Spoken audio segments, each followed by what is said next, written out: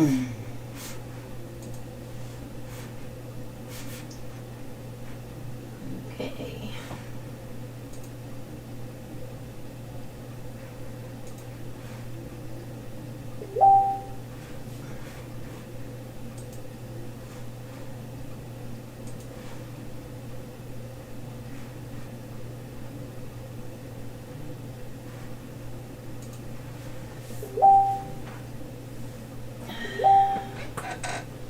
Okay, I should be live.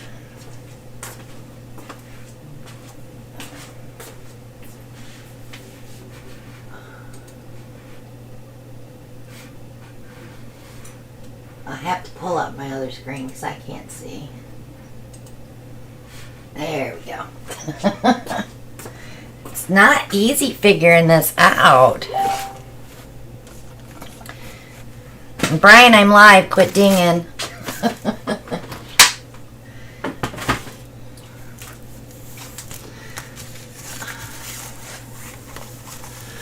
Hi guys. So, week 8. Wow. 8 weeks already.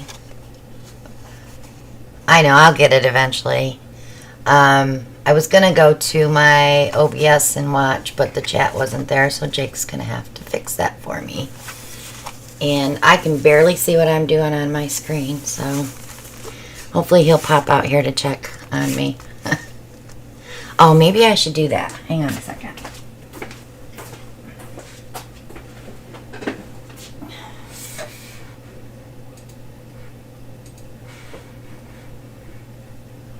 Alright, let's see if that's there.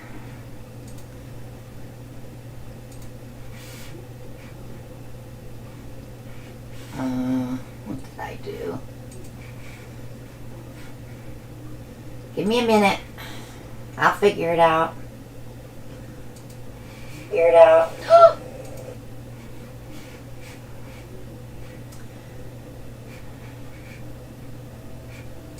Okay.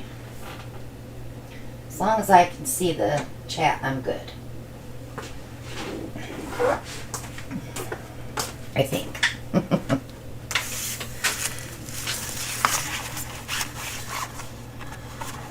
Why do they always bail on you when you need them? What was I doing, Brian? I'm messing with buttons that I probably shouldn't be touching. So, let me see if he's out there.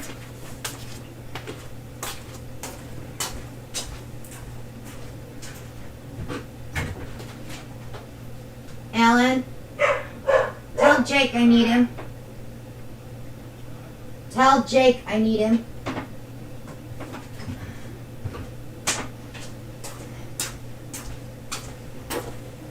Did I not say he needed to sit with me for the first one? But he left me. He left me.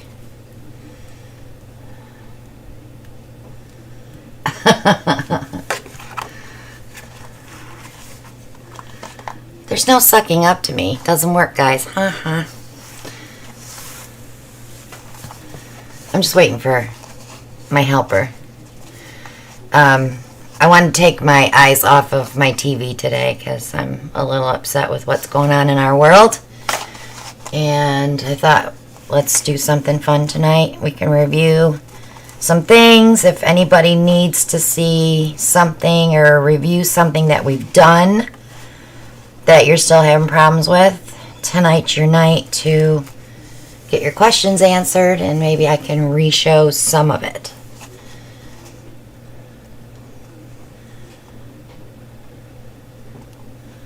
Yeah, we're reviewing. Jacob, I lost my chat screen on the live. Oh, on the OBS. Can you go into the OBS for me?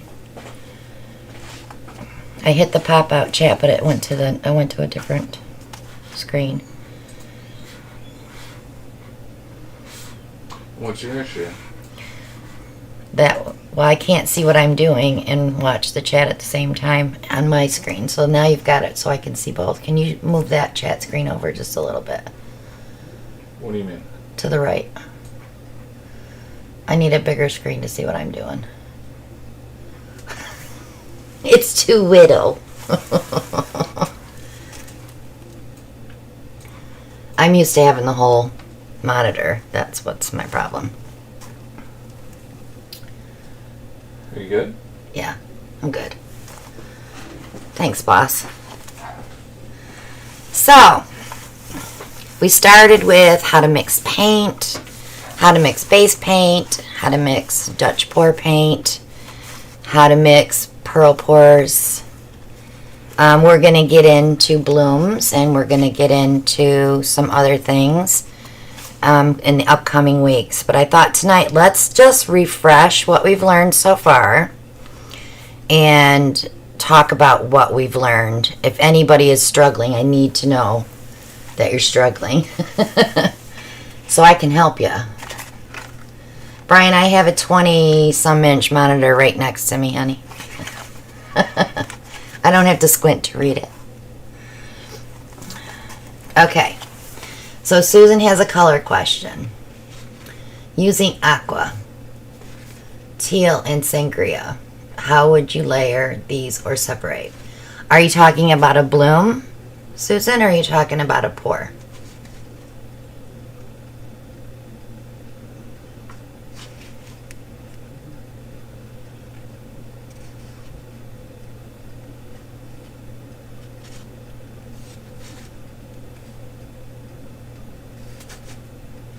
For a bloom. So we haven't gotten into blooms yet, but I will help you with that. You want to definitely put a color that's more opaque first. So when you blow out your bloom, you don't have the white coming up through the transparent colors. So I'm not sure which aqua teal you're using. If it's our ocean teal, that would be a good base color to put down because it is more opaque than the other two. Any of the TLPs are not opaque. So, remember that too. Brian, Mud, you're funny.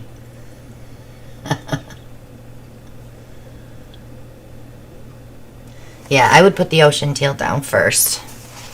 And then I would go maybe with some type of interference, and then your sangria, and then whatever color you want that sangria to peacock around, you know, where the outer lip will be the sangria. Pick a neutral color for there. But yeah, we're gonna get into all that blooming stuff for sure. Joy E, pearl pour, no pearls, then too thin or too thick. Did you do the drip test, Joy? Drip test, and we did it here. Count of 4, halfway down the board. So if you're past the halfway on your sheet, you're probably too thin, and you definitely want everything to run the same. And when you're doing a pearl pour, when you're pouring that off of your canvas, you will hear it drip like almost like water. So it has to be super thin.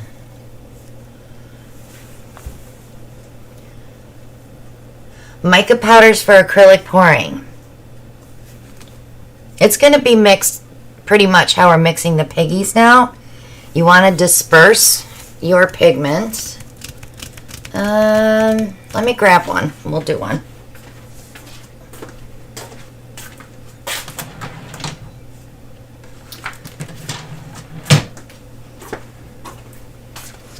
So I have my little free sample of maraschino.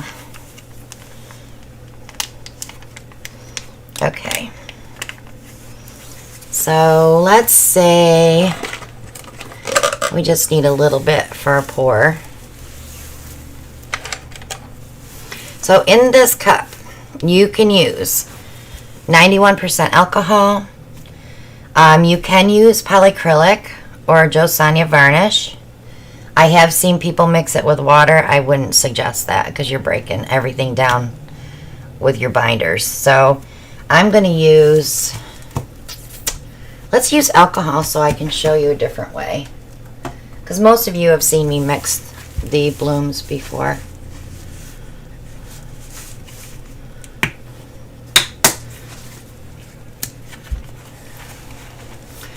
So I gotta take my seal off of here.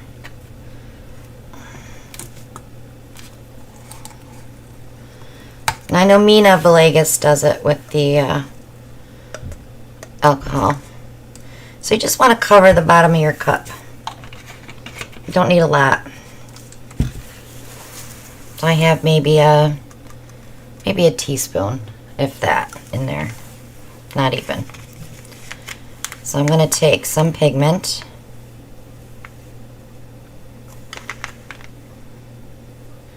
And because you're going to use this for a pour and not a bloom, you might want to add just a little bit more. My neighbors make so much noise at night. Then the dogs bark.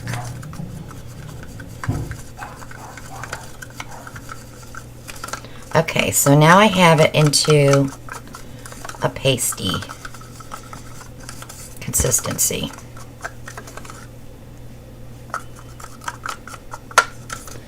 But it is broke down.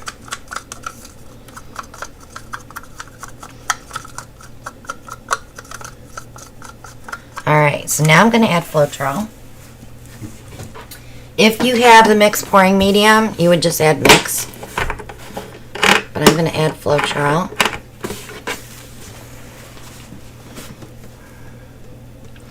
And I'm going to add probably 2 tablespoons. Because I have enough pigment in there to color that. Now because Floetrol is a little on the white side, it'll look a little pale. But it will dry red.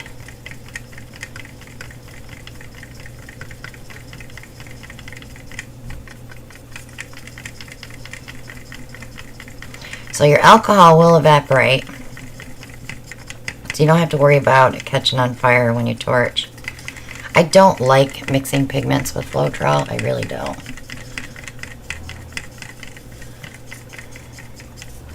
Because they just look, it looks grainy to me. So I want to bring this back together. It's pretty much the consistency of what you need to pour right now. You don't even have to add a gel. You can add a gel gloss to this.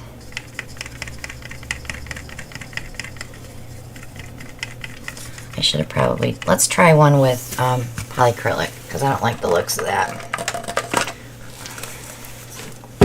See if I have enough Floetrol left.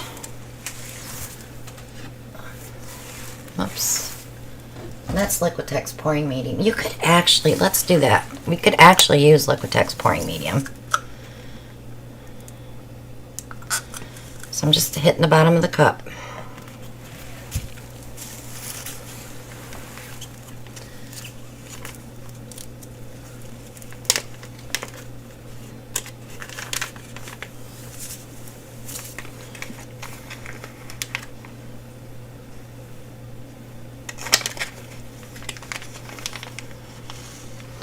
A good one to watch too for the piggies is Kathleen Osmore, Kaz Creations, because she uses the piggies in her pours now.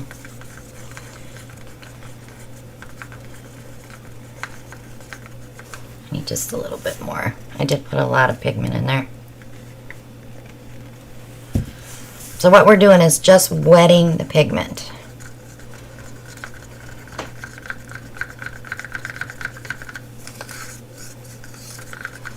See how this one did that? I don't know why it did that. Looks grainy. I don't like that. So maybe Floetrol is not a good thing to use with the pigments. I've never done anything with pigments other than blooms. I watch other people do it though. But Kathleen is also using mix now, I think, too. Let's see what happens.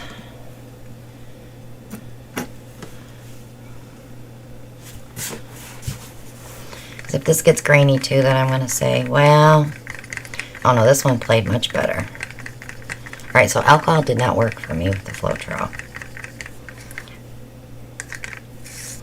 Yeah. That's much. Look at the difference. Let's add a little more Floetrol. Get it the same. So you can see a definite side by side, the same amounts.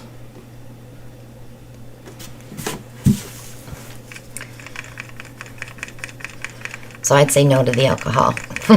I would go ahead and use Liquitex pouring medium. This is why we experiment.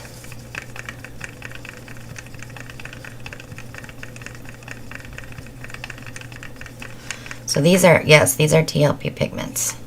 So now this is a little thinner. If you want your pigment thicker, because not all Floetrols run the same. Let me get a bigger stick so we can see how that's running. These little sticks are great for mixing, but they're not good for checking consistencies. I like a bigger stick.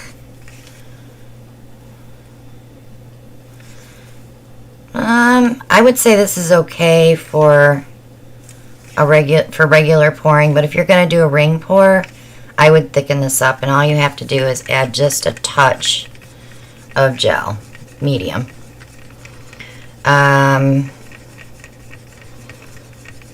The gloss gel medium, I'm sorry. I got lost there for a second. I was going to say matte, and then I thought, no, you don't want matte because it'll dull the colors. So yeah, that's not bad.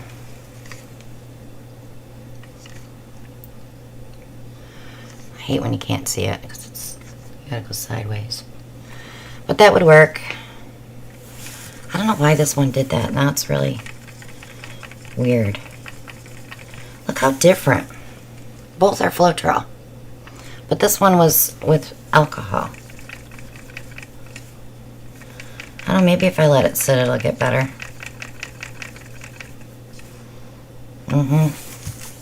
I wouldn't do that. I'm a no on that.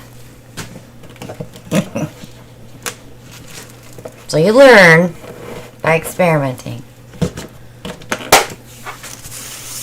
Alright, so that question's answered, I hope.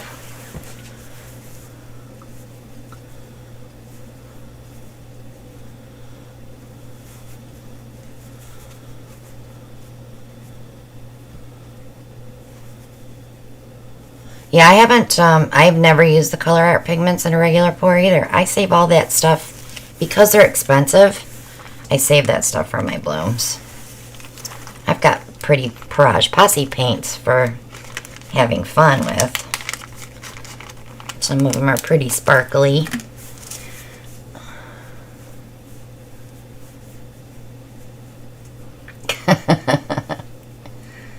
Everything you do with TLP crazes or cracks. Lori, you might be a little too thin.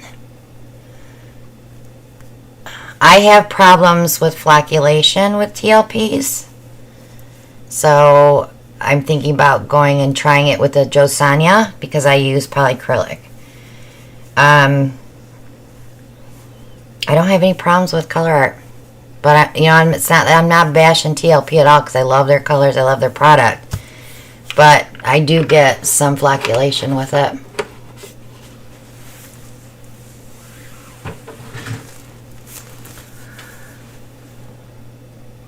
So last week, let me show you what we did last week. Remember we did, well, you weren't. You were on a premiere with me. So we did all the different colors, how to layer. And then I did that painting at the end with all those cups of paint I had. It dried so pretty.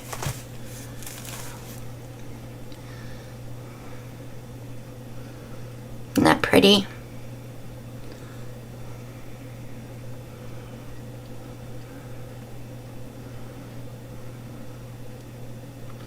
Did I get blurry, Shell? Sorry. If I don't have something here for the camera to focus on, it will go blurry.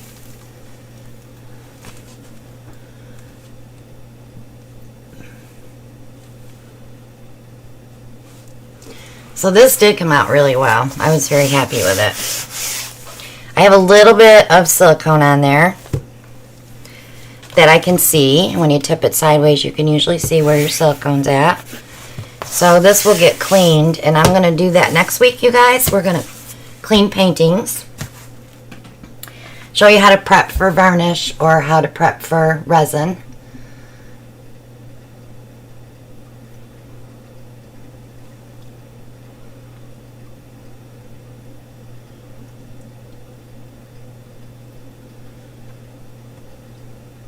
Just reading the chat, making sure I'm not missing anything. So is anybody having trouble with anything else that I can help you with tonight? How you layer your paints, remember that is very important. If you have to stack, and when I did this I stacked 3 different cups, 3 different color families. You have to stack. Always put your darkest one on the bottom and your warmest one on the top. Vic had a question. Victoria, what's your question? I don't see a question from Vic.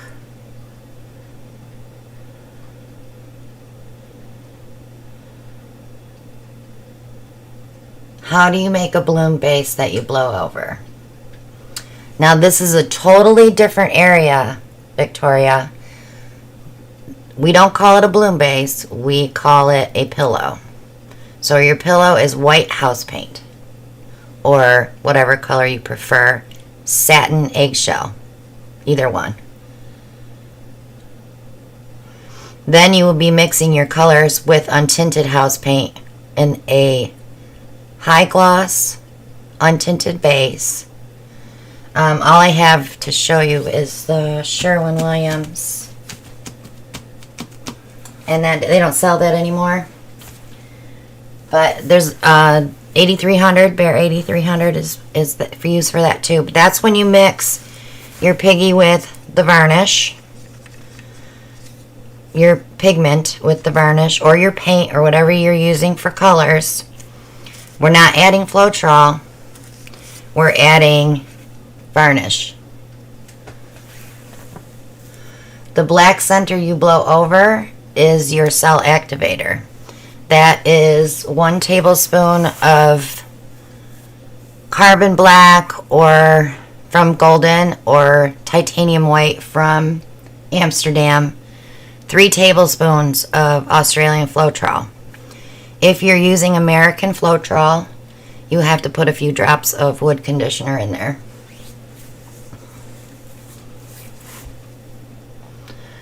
Kathy had a Praj Posse question.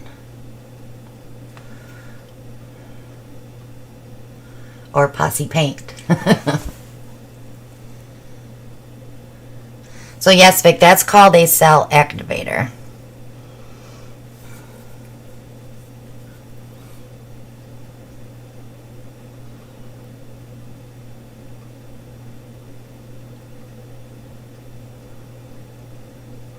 I can't see Kathy's question. Can someone grab it for me? My chat screen's way down too. I didn't see it. Are my paints medium or heavy body? On the blooms, Susan? Oh, on my Posse paints. I would say they're medium. I have a couple that are heavy body, which would be like the Galaxy Blue, the Deep Lagoon. There are some that are really thick that I would consider heavy body, but most of them are medium body.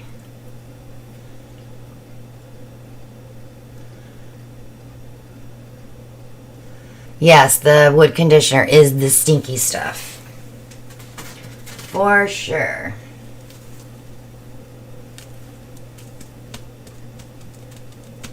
I thought I had a quart of it out here, but I think I moved it because I don't use it.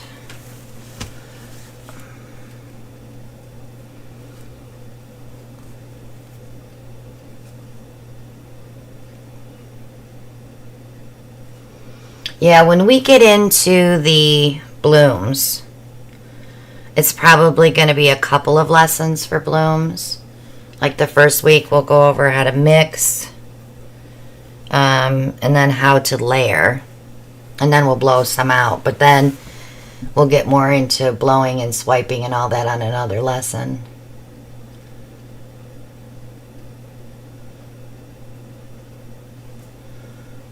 Vicky doesn't take notes, Shelley.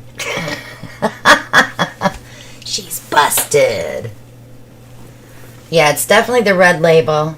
You don't want the water-based one, because you need the oil to make the cells in the cell activator.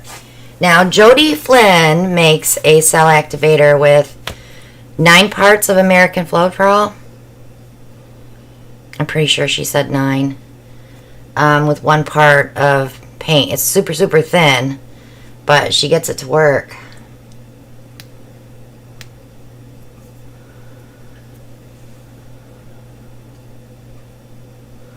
I know, it's funny how you guys take notes. I take notes too, and then I have all these little pieces laying around.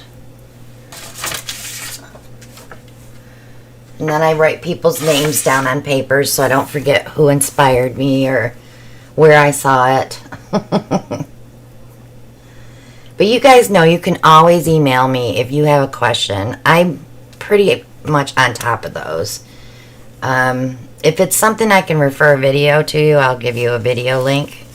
But that's usually what I do. And you guys saw me peel that skin off, right?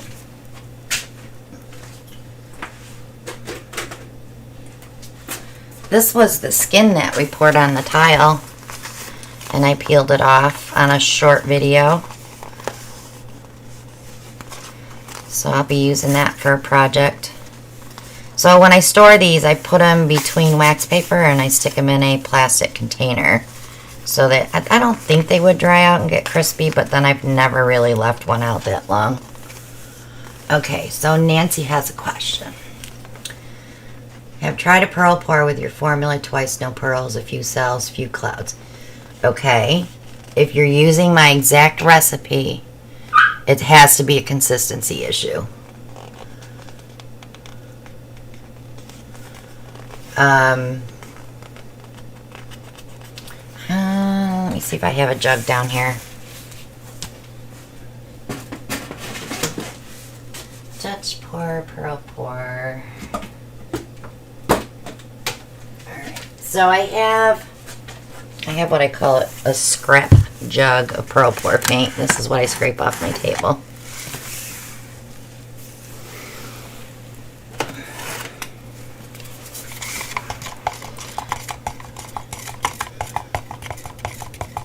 It's watery. It's like milk. That's the best way I can describe it, is it's like milk. Not skim milk, not 1%, not 2%, whole milk. Somebody said that on a video the other day. I burst out laughing.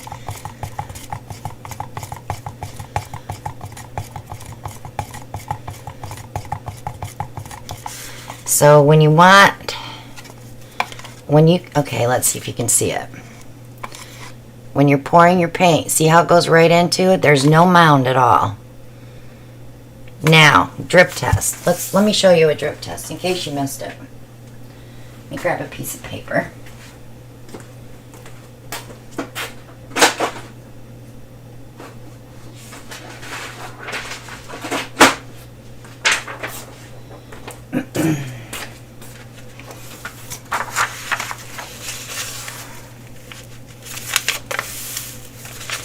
So this is the best way to test your paints.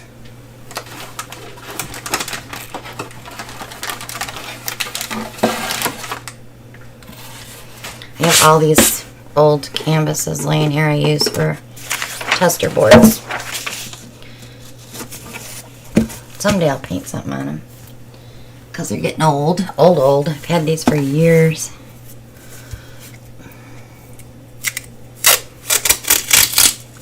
Yes, it should tunnel in. Yep. Right, Joe. So, when you're doing a puddle test,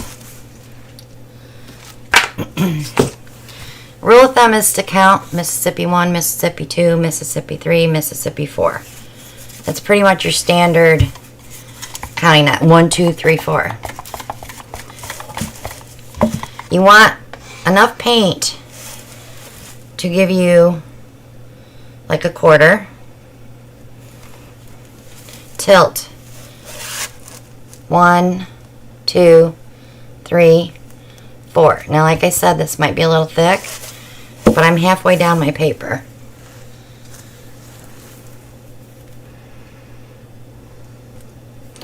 Let me,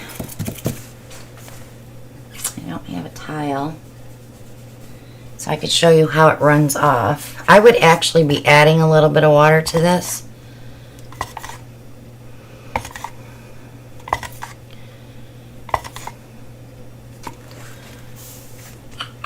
What can I pour it on? I don't have a tile, but since I said I would add a little water to that, that's what I'll do. And we'll do that drip test again. Because these were table scrapes, so they might be a little thicker from sitting.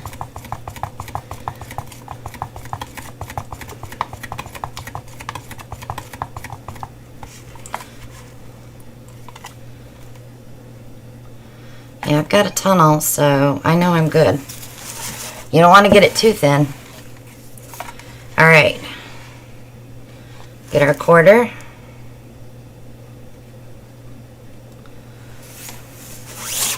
One, 2, 3, 4.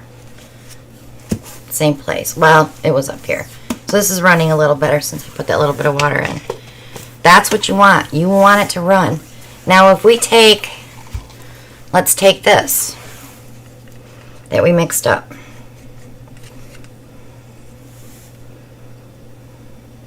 Like I said, it's a little thin for pouring for me. Ignore these two because they're still going to go. Actually, I should pull that back because it's probably going to run off the board. 1, 2, 3, 4. To me, that's still a little thin. So let's take one of our pouring paints. Just so you can see the difference. Actually, let's mark that because this was here, this was here, this was here. So we don't lose where they were.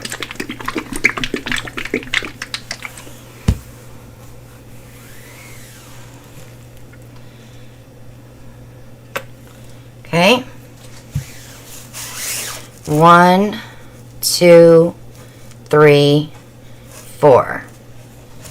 So we went from here up to here. So this would be a little thin for me. This is perfect. Of course, this is our pearl paint, so we ignore that one for now. So now that you know, that's how much thinner they have to be. If you're not getting pearls, are you using a metallic? You want to ask yourself, are you using a metallic? Metallics don't pearl well. They'll sink or they'll sit on top. It depends what colors you're using. And if you're using dark colors like a brown or a dark green, they're going to sink because they have more mica in them to get the color, so they sink. Black always sinks. I cannot get black to stay in a pearl pour.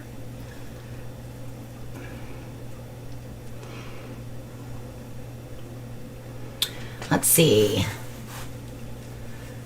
if I'm not missing anything.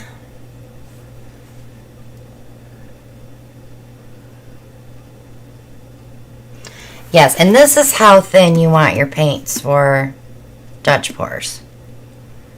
If you're going halfway down your paper at 4, you should be good for a Dutch pour. I've seen people blow out paint this thick. You're not going to get as much movement as you would if your paint was thinner, and it will still work for you. But save yourself the grief of having that pile of paint sitting on your canvas and go thinner.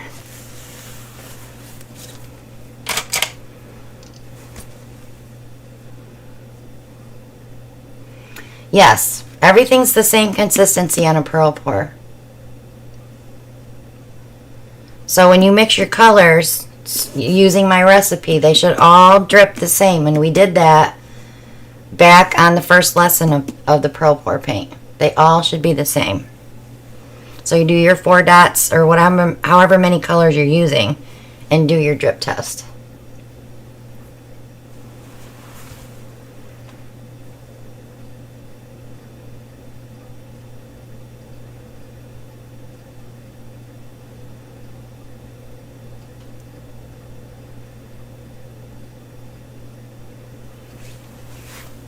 Okay. So pearl pours are good. Everybody's got it now. We good?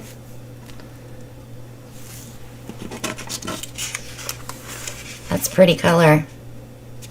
I haven't really played with that color in the blooms too much. I did one. Just one.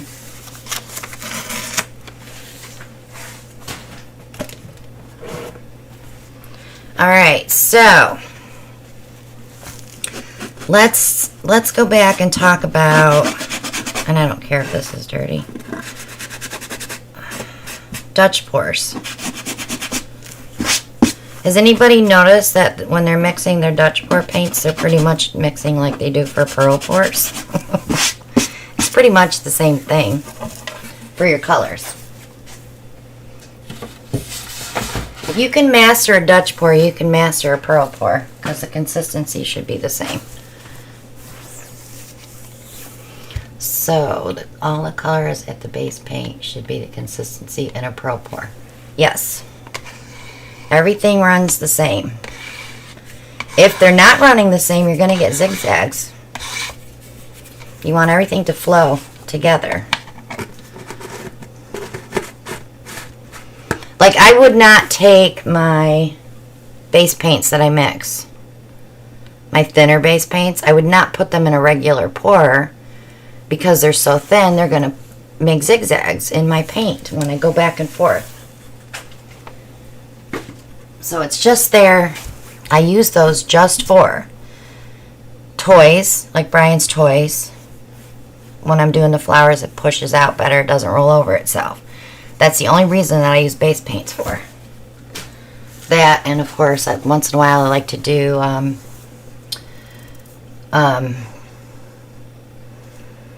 dirty pours, flip and drags. Dirty pours, sometimes I like it just so I know my paint's going to move. But you have to be careful, because when you're swirling your paint around, if that base paint's stuck in there, when you tilt, it's going to run over your color. So I always try to keep them all the same. Yes, Brian. The satin enamel. Yes. I hate the zigzags. You spend so much time mixing paints and doing a painting, and you tilt it, and you think, okay, we're going good. Oh, I missed that spot, and you got to tilt back. And if you get a zigzag, it's just like, to me when I see it, it's, for myself, it's an automatic fail. I scrape, because I don't want that.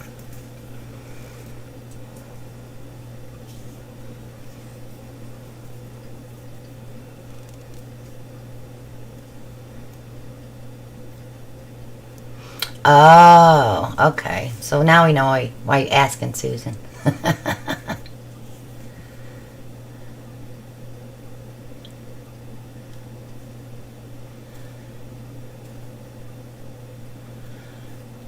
Yeah, it's just like, it's all downhill for sure. Yep. So, it still didn't change any. It's very depressing to know that it did that with the alcohol. So, pro tip, don't use the alcohol. If you're using mix, I don't know what would happen because I don't use mix. And people ask me that all the time. Why aren't you using the mix pouring medium? When I first started pouring on YouTube, I should say when I first started pouring, it was just using Floetrol. So then I started adding glue because I'm like, I thought Floetrol was a binder. All that time in the beginning, I thought Floetrol was a binder. And I wasn't getting the results I wanted. So I watched a channel one day, and I can't remember who it was. I don't think it was Anne Marie Ritterhoff. It was somebody before her. That's how long I've been watching these, by the way. They used glue. but they were just using regular glue.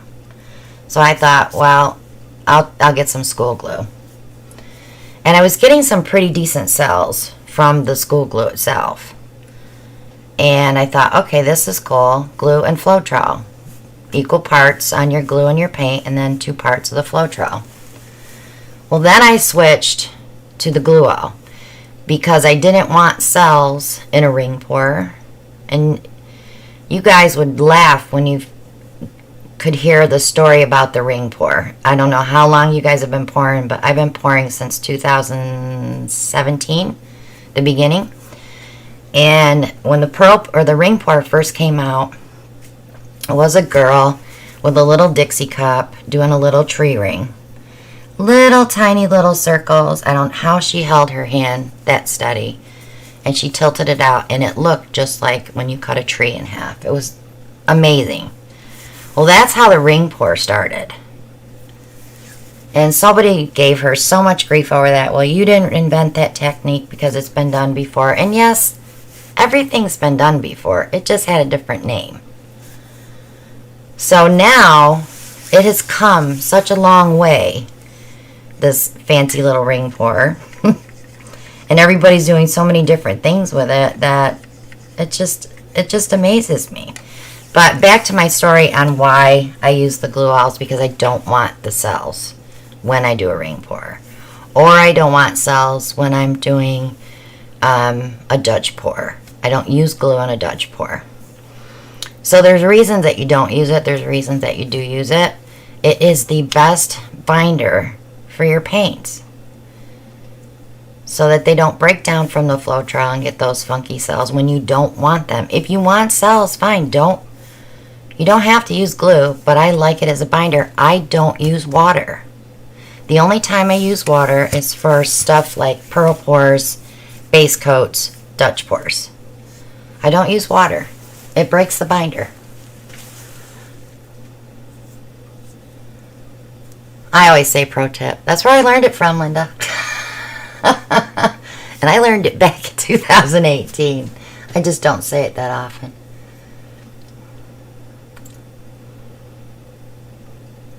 Yeah, I like it better when it's dispersed with gloss varnish myself. I use polyacrylic. It's fine.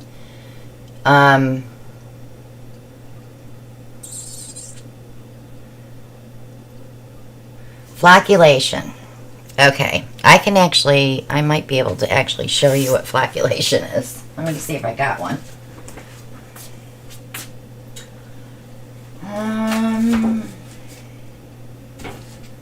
And I don't. What do you mean you don't have one? I have to hunt down blooms. Oh, you be quiet, airbrush.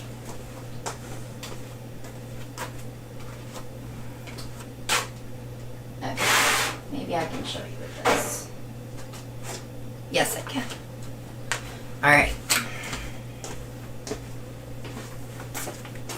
Flocculation is when your binder breaks down. Don't get me wrong, I love this painting. I don't care that I have some flocculation in it.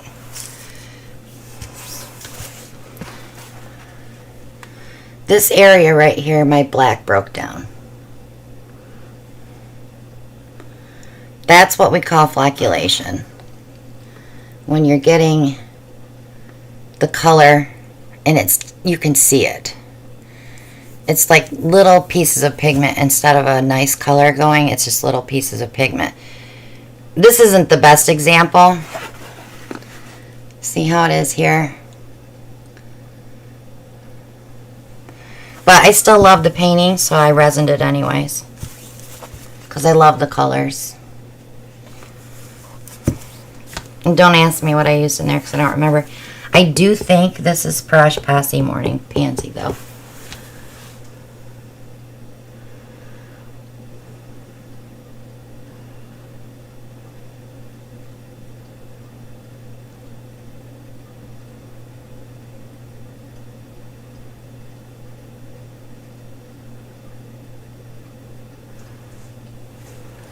Yeah, well, if you're getting big gobs of flocculation, you might be adding too much varnish to your pigments. You don't want to use too much.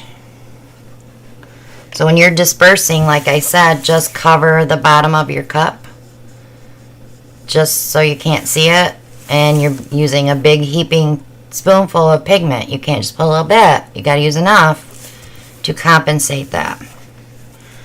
Because when you stretch, this is what happens. Of course, this is from my cell activator, the black. I may have put black in this painting too, but I don't remember. It's been a while. I don't have a date on it either. And I have not cleaned the drips off yet. So that's been on there for a few months. But I'll use my heat gun and it'll peel it right off.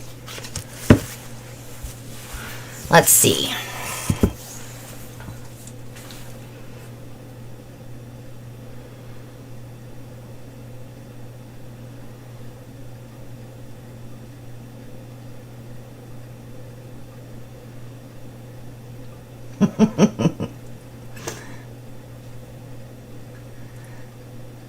Well, when I get flocculation, if I'm talking to someone, I'm like, what the flock? We did pretty good at the retreat last year. I don't think anybody got any flocculation at the retreat last year. I think everybody mixed really well. Yeah, Vic, these are with the varnish and the house paint. These aren't with regular paint.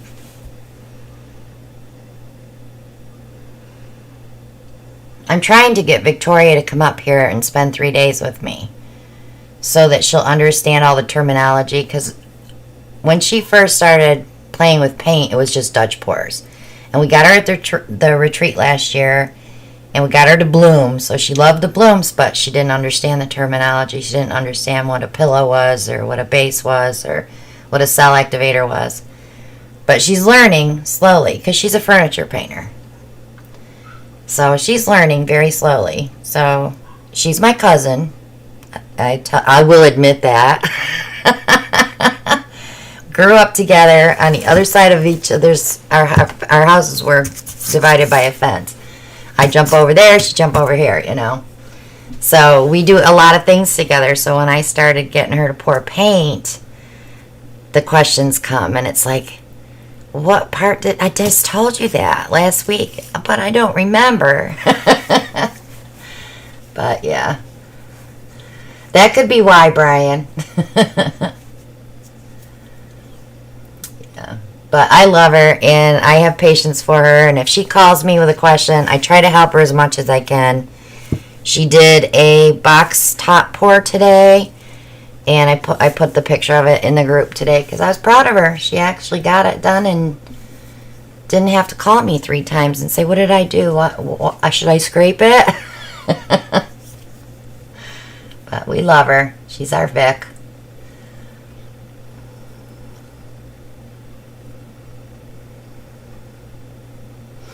Yeah, so if you're pouring ring pours, remember,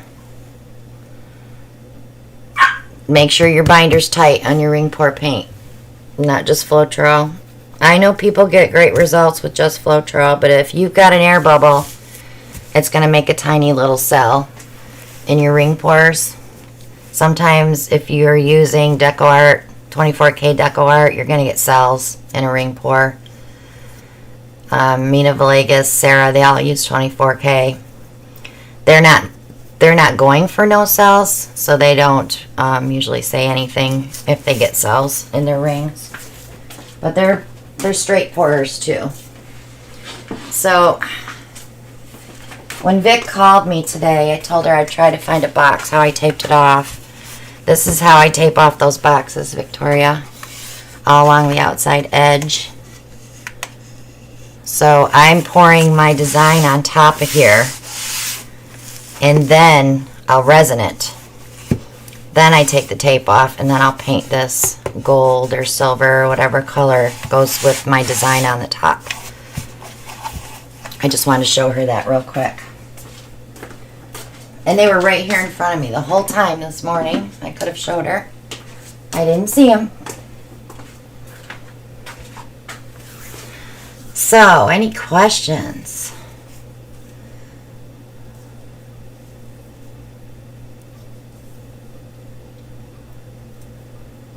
Thanks, Larry. My son worked very hard for a few hours.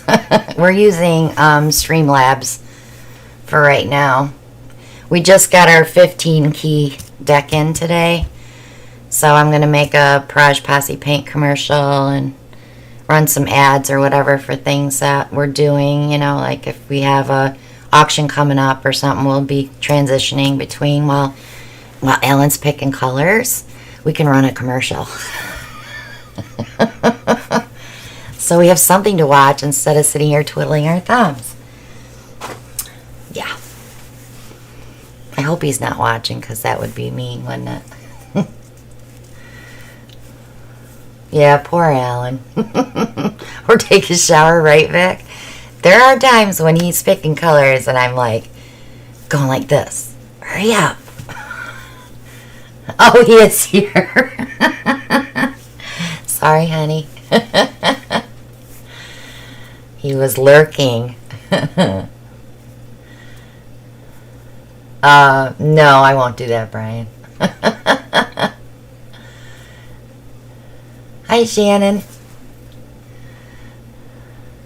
So yeah, we'll make up some commercials. We'll make up some fun stuff. Like Brian's tile stand commercial. It was hilarious when he made that. But we'll come up with some things for our channel too. Yeah, he's been outed. Yeah, he's thick skinned. It won't bother him. So next week we're going to clean paintings. I'm going to go over how to clean just a painting that you don't have silicone, how to clean a painting with silicone. We'll take it right up to ready for varnish, and I might be able to do the same for right before resin, because you want to be really careful with the resin ones, how you clean them before. And then the following week, gosh, I really should show you how to put varnish on, because I'm doing paintings getting ready for our St. Jude auction. I've got a lot of paintings that need to be varnished. So yeah, maybe I'll varnish next week too. I'll clean a bunch and then varnish a bunch, so you guys can watch how I varnish. It's super easy. Everybody's so anal about the dang brush. What is wrong? Hang on.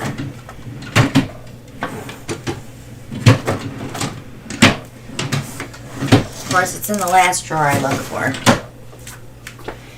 If you're using polyacrylic or Liquitex gloss varnish, get yourself a Hake brush. This is the softest brush ever, and you see what size mine is? Because I don't mess around when I'm varnishing. My thing is dip, slop it on, get everything covered, turn it. Lines, barely touching the canvas. Lines, barely touching the canvas. You will not get brush marks, I promise you. It's all in how you hold the brush. Hake, H-A-K-E. I may have them in my Amazon shop. I don't remember if they're still there.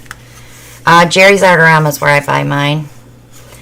When I varnish paintings, I do like 20 or 30 at a time. When I'm done, garbage, because I have not found a way to clean the varnish out when it gets deep in here. Mona had told us something the other night about how to get that out, and I don't remember what she said.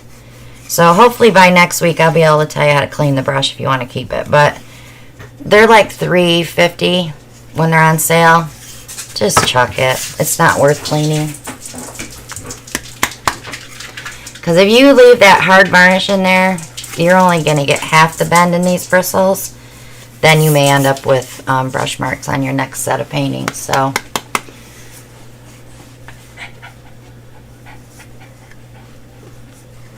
yeah. So we'll go over that next week. We'll varnish some paintings next week. I'll show you how to clean them first.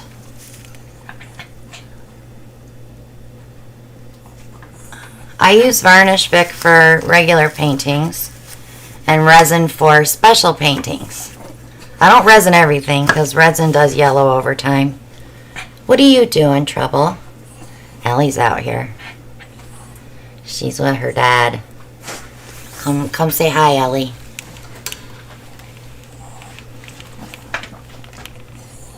Come say hi. Here. She's being a stink pot tonight. She's been a stink pot all day. I don't get much done with her here. I tried soaking it in alcohol. Even suspending it, I did try that trick and it did not work for me. If you take your brush right from the varnish and you wipe it off real good when you're done and clean it with Murphy's oil soap, it'll get it pretty clean, but you're still going to have some varnish down here that you may not be able to get out. But Patricia, they don't sell them anymore, unfortunately. I have been all over the internet trying to buy some of those Dawn dish wipes, and I can't find them anywhere. So the 4 boxes that I have are like liquid gold to me right now because I love them for cleaning paintings.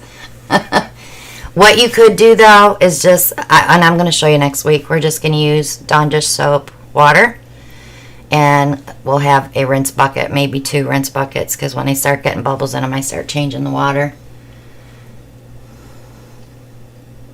Microfiber cloths work great with Dawn dish soap to clean paintings, and then rinse with clean rag and clean water for that. And then we wipe clean with a paper towel, tilt the painting, and make sure there's still no silicone on it. Sometimes I have to clean a painting 2 or 3 times to get it all off, but I never get resistance on resin because I clean my stuff well enough.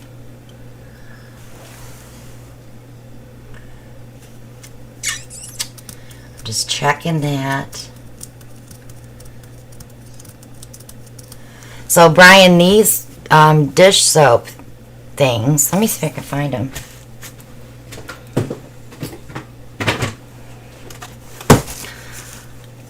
I'm so upset that they quit making these. They're multi-surface wipes. We had them at the beach last year for people that wanted to wash their dish up real quick. So I bought a ton of these. They have scrubbly, yeah. Can I talk today? No. Little nubbies on this side. And then it's like a cloth on this side. So when you wet this, it's got Dawn dish soap already in it. So you just wet it. It's all nice and soapy. And then you just scrub your painting with it. And then rinse it off with a clean rag. Well, they don't make them anymore, so I tried, guys. I tried to find them so we would be ready for next week, but no luck. So we'll be using microfiber cloths. Best stuff ever.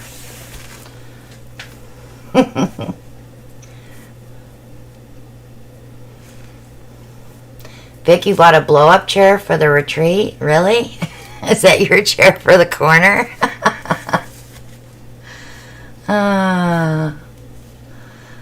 Brian thought it was the fancy toilet paper. He's hilarious.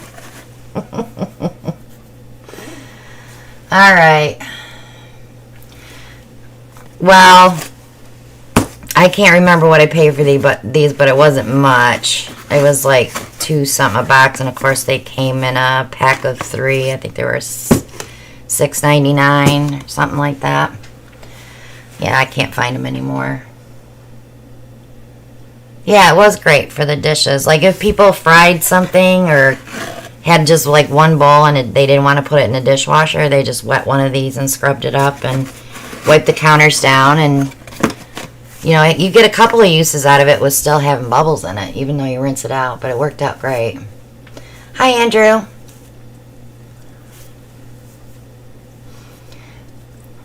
But we're not varnishing with those, Brian.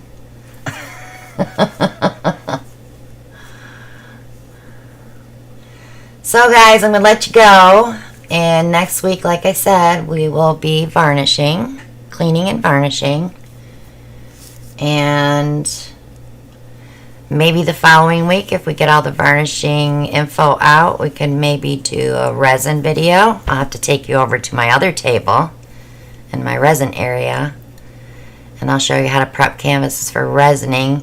I don't just put resin on a painting like this. I always put something on the back to push that up for the first coat, so the resin goes over the sides automatically, and then I take it off for the second coat. But I'll teach you all that. Thanks for coming and putting up with my unpreparedness, because I thought for sure I wasn't going to be live. So I thought we'll just review. People have questions, things don't work out for them, and if you're still having questions or problems with that pearl pour, please reach out to me. I can figure it out. If I can see what you're doing, I can figure it out. So yeah. Alright, peeps, I will see y'all Saturday. Don't forget, is our master yeah, I can't talk. Toy Master collaboration starting at 3 o'clock on Brian's channel. I am on at 4. So if you miss Brian and Doris, you can go back and watch. I'll have all the links. I'm just waiting for Mona to get her video up, and I'll have all the links below for the videos itself. So we have that at 3. We have that till 6. 6 o'clock is Moose. 7 o'clock is Doris.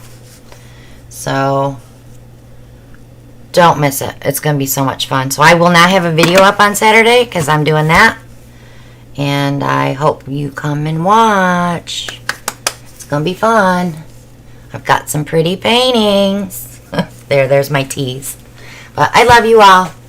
And I will see you all on Saturday. And then maybe Monday we'll be live too. So, good night, guys. Bye now.